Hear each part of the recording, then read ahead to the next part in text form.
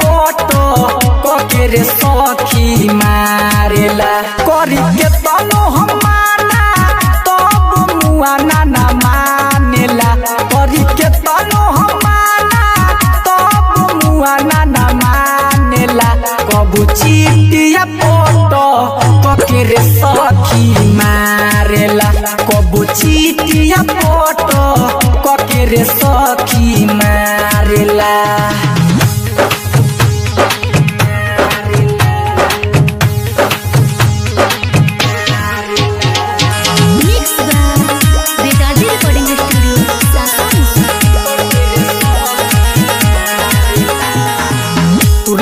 सखी रे झोली के हुकावा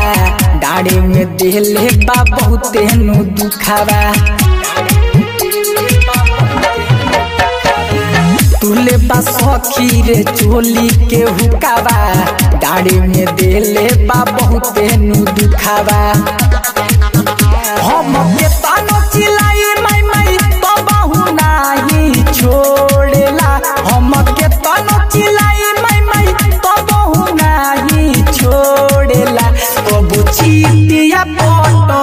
कके रे सखी मारेला कबू चिटिया पोटो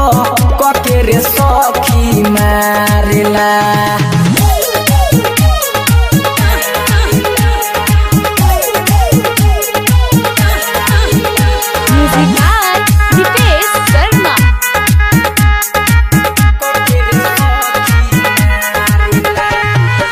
एकरा से हो गई बानी हम तंग रे मन करता सखी चल जाई नही हर रे का कही एकरा से हो गई बानी हम तंग रे मन करता सखी चल जाई नही हर रे नागमोड़ी के लाके